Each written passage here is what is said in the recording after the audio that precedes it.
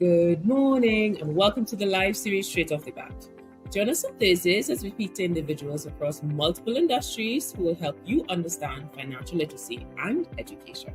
If you're joining us from YouTube, thank you so much. Don't forget to like and follow our page to continue seeing content that will help you manage your money.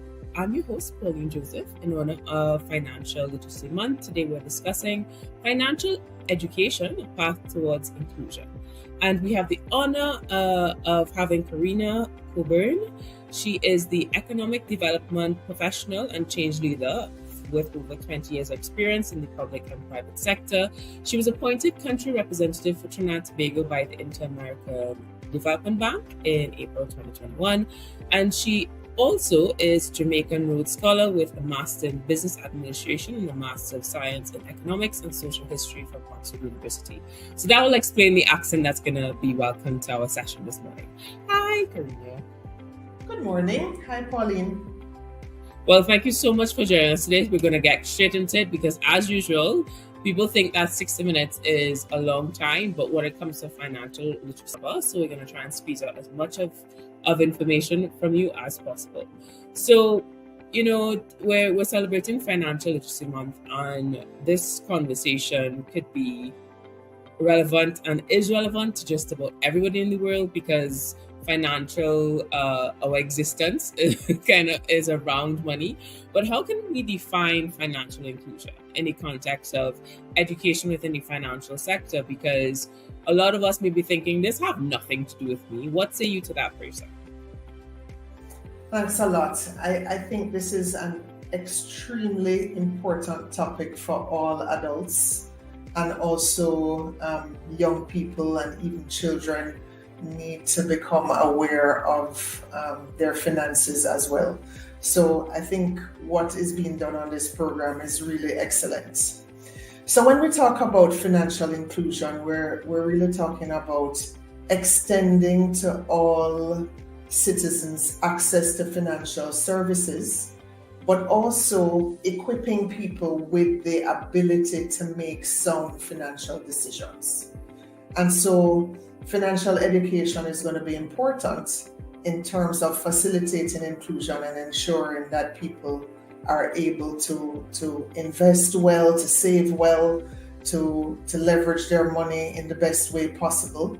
And as stakeholders in the financial sector, it's very important that we have financial education programs to help everyone to become included in the way that they can be and should be, and to access the opportunities and services that are provided by the financial sector.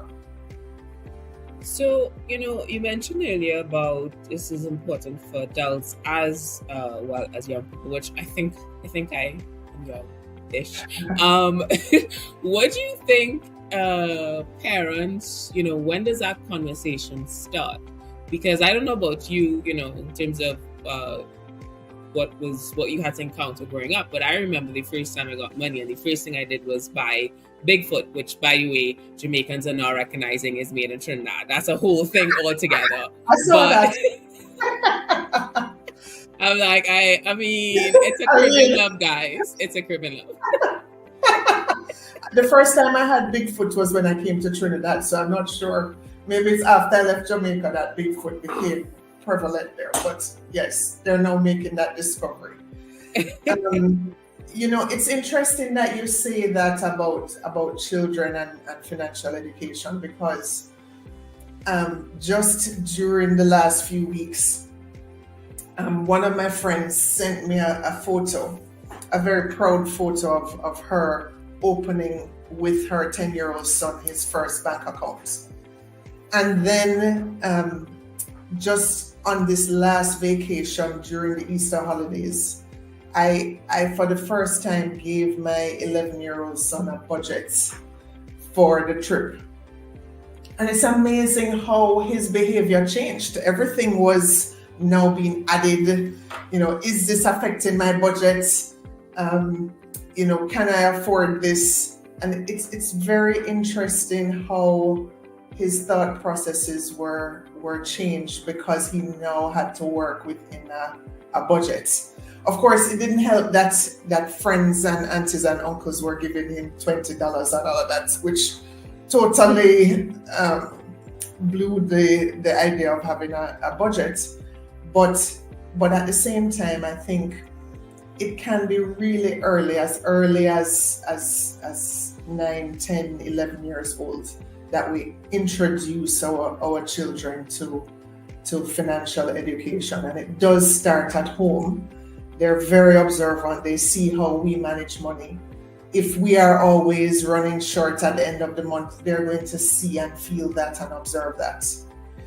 In terms of official statistics, it starts at 15 years old, generally speaking.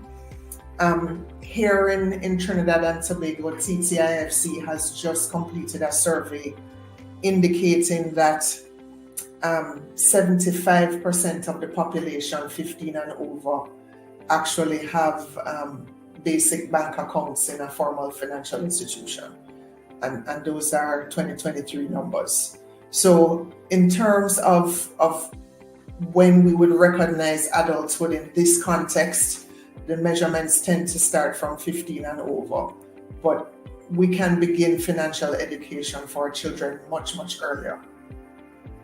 Wow, I love our statistics. I love data. Carina, what's your son's name? Joshua. Well, tell Joshua, as soon as he gets an Excel spreadsheet, that's it, done and dusted. Like, life changes. Let's have a call, because.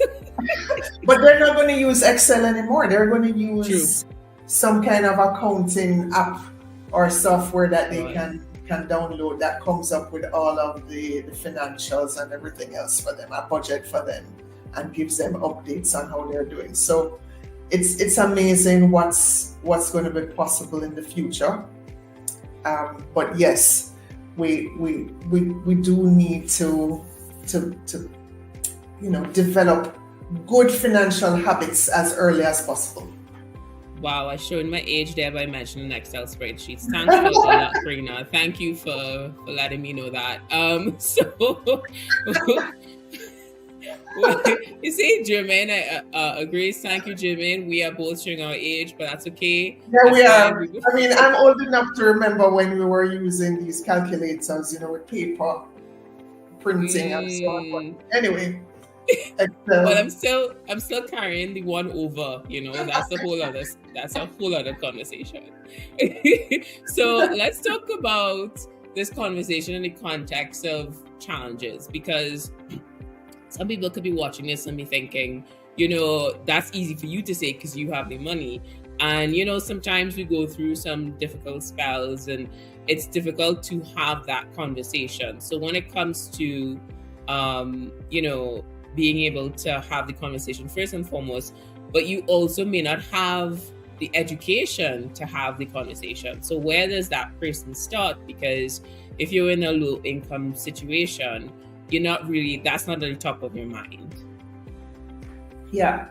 So I think there are many opportunities where we can encounter financial information. And it's important, regardless of our socioeconomic circumstances, that we seek to educate ourselves and be aware, because at the end of the day, this is our money we're talking about. And if you don't inform yourself about how to manage it effectively, then it's more likely that you're going to fall prey to different schemes or be taken advantage of in some other manner, or be defrauded perhaps. And so we all as adults have a responsibility to inform ourselves on financial matters. And so I think, not only are there many self-learning opportunities online, but if we're not online, we need to ask those people in our community that we trust, family members who may be more business or financially savvy, and consult with them about the best way that we can leverage financial services. Sometimes we may not be able to start at a commercial bank. We might have to start at a credit union or other near bank. What we want to make sure of is that these are properly registered entities They have some level of supervision. They have good procedures in place. It looks like a professional enterprise.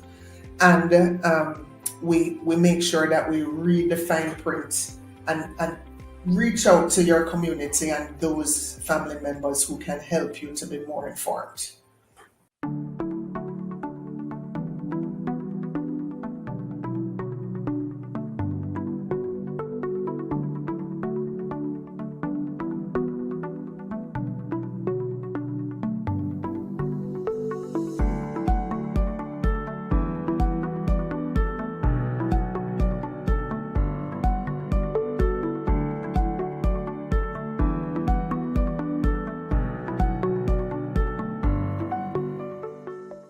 And welcome back to live series Straight Off the Bat. We're usually here on Thursdays and we speak to individuals across multiple industries who will help you understand financial literacy and education. If you're joining us from Facebook, don't forget to like and follow our page to continue seeing content that will help you manage your money. I'm your host, Pauline Joseph, and we have the honor of discussing financial education, a path towards inclusion. And we are joined by Carina Cockburn. She was appointed country representative for Trinidad and Tobago by the Inter-American Development Bank in April 2021. We want to bring her back in because we've been having a good discussion about financial inclusion as it relates to the Caribbean. We learned that in Trinidad, 75% of the population has some form of banking with the banks. And when it comes to banking and the word bank, I just want to touch on the what is Inter-American Development Bank, Carina, for those who may not know. Thanks a lot. So the IDB is an international development institution that covers Latin America and the Caribbean.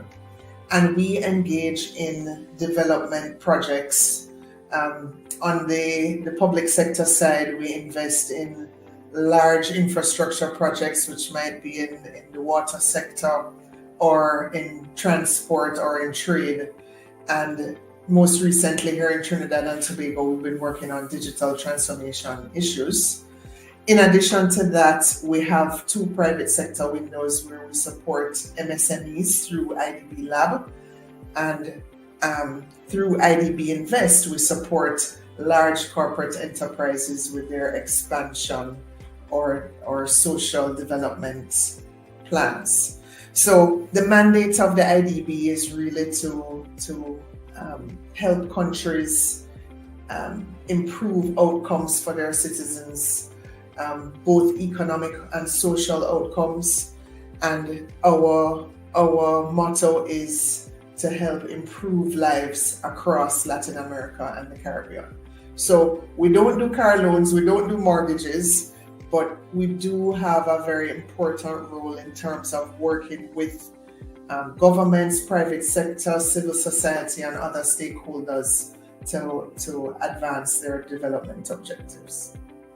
So to be clear, I can't get a mortgage with you. Just want to make sure. Okay. Just want that to be clear. But we have worked with HDC, for example, to increase the quantum of money that's available to lend for mortgages. So it's more at that level than at the individual level.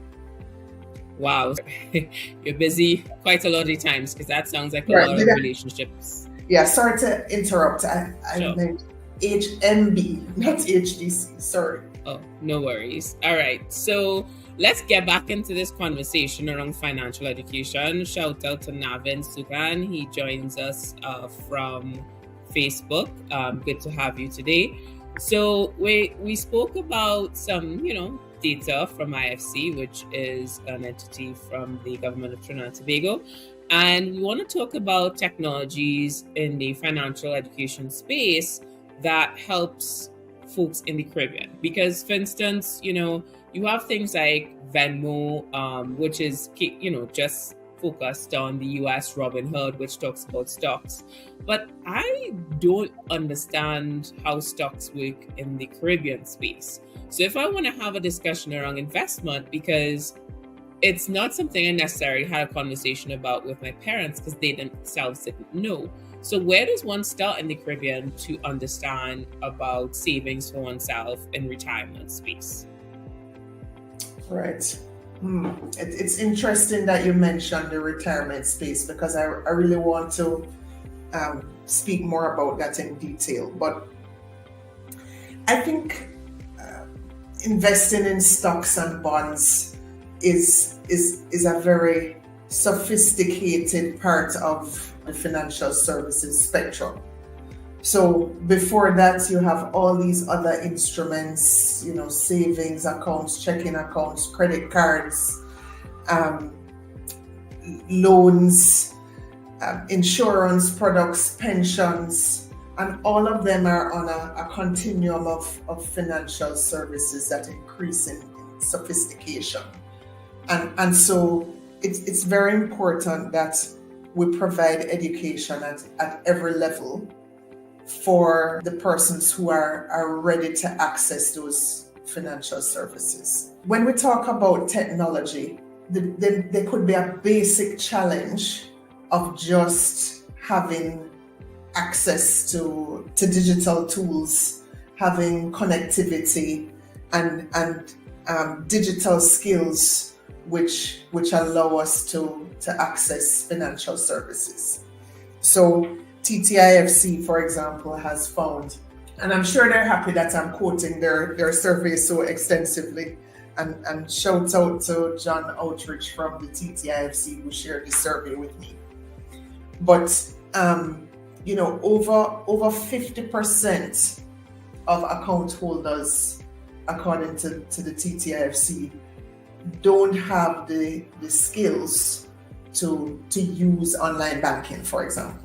And so when we're talking about financial education leveraging technology, in order for it to be inclusive, we may first have to begin by helping people to have digital skills or develop digital skills in order to be able to engage in that way. And so various programs that are being deployed by different government entities are dealing with digital skills training. And in many cases, it's inexpensive to access training in digital skills from Microsoft or other entities that are seeking to expand basic digital skills in the community.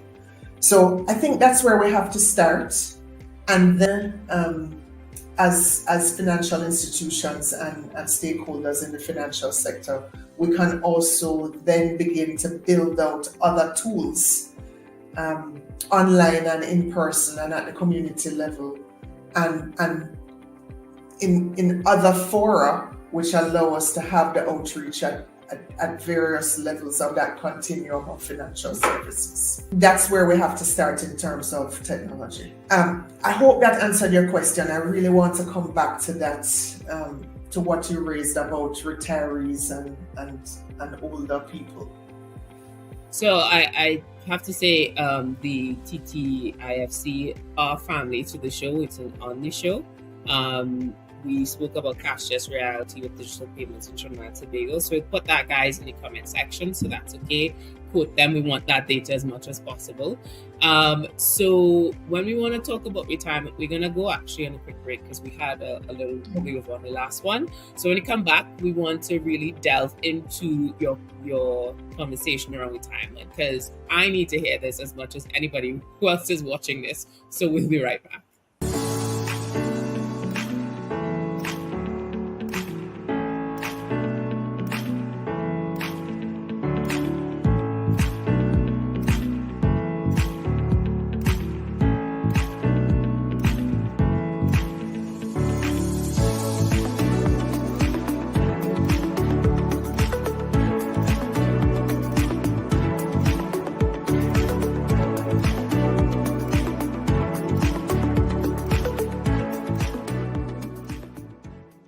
And welcome back to Straight Off the Bat, a show that helps you understand financial literacy and education.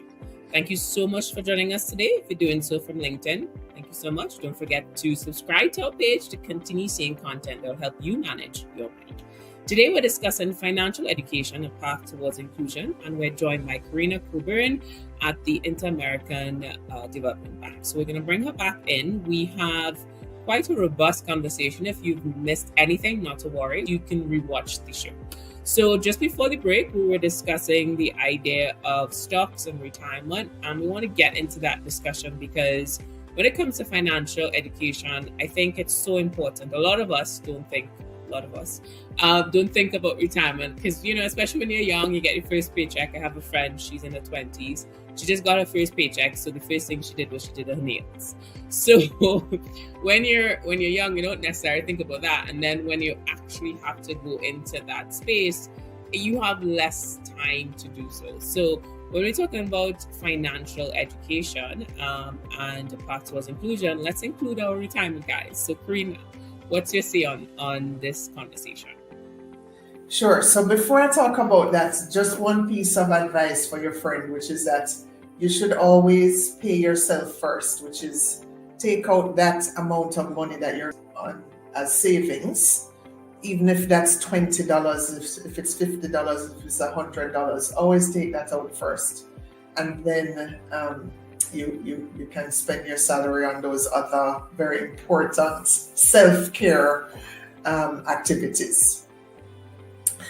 So, let's talk about the growing cohort of people over 60. So here in the Caribbean, and these are trends that we're also seeing across the world.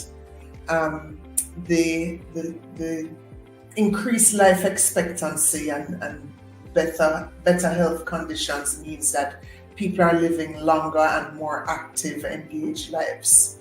And so right now, the Caribbean population of people over 60 accounts for about 11% of the population here in Trinidad and Tobago, 10% in Jamaica, 13% in Barbados, and 7.5% in Guyana, for example.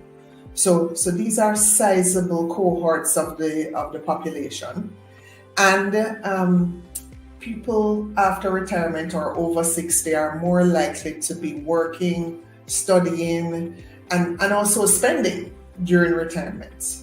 And so we have to think about financial inclusion of these persons and how to best equip them with the skills to maintain their lifestyle and be able to support themselves well after 60. So, when we think about people in that cohort, in the IDB, we like to call it the silver economy. So the silver economy is growing. The silver economy is a significant target market. And some studies have shown that by 2030, people in the silver economy are going to account for some 30% of consumption. So we all need to be concerned about this cohort. They are going to be vulnerable in certain ways. So there may be increased health challenges. Here in Trinidad and Tobago, we have a significant percentage of people, not just the elderly, but people who have chronic non-communicable diseases, so things like diabetes and hypertension. So the older you get, the more likely it is that you're going to have to grapple with these health conditions. You may be dependent on family members for support, for accommodation, especially since there are limited paid living facilities for the elderly in many Caribbean countries, and even if they do exist, they may be costly. The pensions that we expected to rely on may be eroded by inflation, and there may be other factors which make it difficult to survive on the pensions alone. So now we need to really focus on the silver economy and what kinds of financial products would be most appropriate for that cohort, and deploy financial education programs to help this group as well. And here we're talking about private pension contributions that people in the silver economy might want to make, insurance products that are suitable for them, reverse mortgages, and other tools that may be necessary for older people to protect themselves and be well informed about financial options. And I don't think that we should dismiss the ability of older people to use technology. I think, anyone who has grandparents know that they're living on WhatsApp, they're sending all these memes. They can understand how to use technology to their benefit. And so financial education programs for the silver economy also need to focus on technology use, how to access and use products that may be beneficial for them, financial advice on how to manage their assets, and mechanisms to protect themselves and their assets from fraud and abuse, which I know we've all heard stories about elderly people being taken advantage of in this way. So I think it's really important and something that we would want to work closely with BATT and other stakeholders on going forward.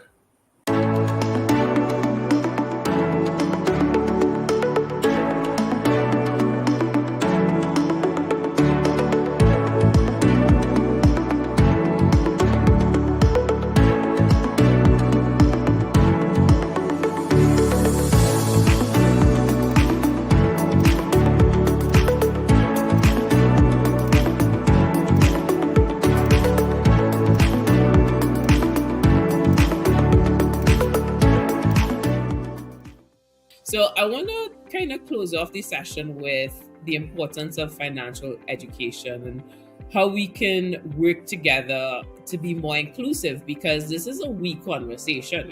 It's not a you should do this and you should do that while I do this. And you've had quite a plethora of data to share with us, and I thank you so much for that. I love data, and I'm probably going to use that in my future conversations with my friends. But why do you think it's important to have that we conversation to be inclusive as a society? Yeah, I think that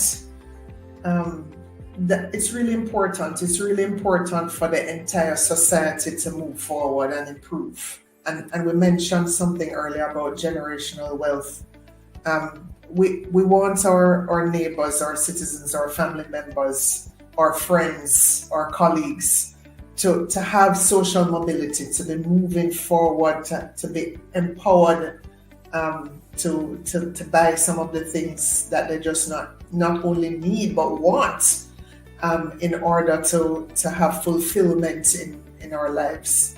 And we just want everyone in the society to have access to the appropriate financial products, to have that independence and autonomy to be able to manage their own finances, to have an understanding and the ability to make appropriate financial decisions for themselves and their families. And this increases the wealth for the entire society, the prosperity of the society. And it is an important aspect to addressing certain social challenges that we have right now, like crime, for example. So as we move everybody up the continuum in terms of access to wealth and financial security and well-being, then we start to begin to address some of the root causes of some of the social challenges that we have in the society right now. So I can't overemphasize how important it is for us to help each other to progress in terms of our financial literacy and to make this as inclusive as possible. And of course, there's a role for financial institutions in this. There's a role for community organizations. There's a role for government. There's a role for parents. We touched on that earlier. And for us as the Inter-American Development Bank, an economic development institution, it's definitely a priority for us too. Well, thank you so much, Carina. I just want to say you've now empowered me, because the crime conversation is something I have with my friends so many times. And now I can say the country representative IDB said what I said, but she has data to prove it, because there's such a strong correlation. There is, I usually don't do this, but there is an intense conversation that happened on the LinkedIn comment section. And I just want to address Aisha for a minute here. And I would love to hear your take on this. They're having a conversation around financial education in school, and basically, but we have to remove the taboo and shame surrounding money so that parents will play their part confidently and comfortably. So do you have any take on that before we close off this session? Because I feel like it's important to get some feedback from you on this. Yeah, that's a super important point, because we have so many divisions in society, and in my own country, Jamaica, I mean, it's definitely on the basis of class and money. So I think there are many different stakeholders in this challenge. As parents, yes, there is a stigma and shame about where we began, our family situation, what socioeconomic group we came from, how we even speak. And there's no other way to get out of it other than earning your own money and being able to manage your own finances, or else it's going to continue generationally for you to be in the same socioeconomic circumstances as your forefathers.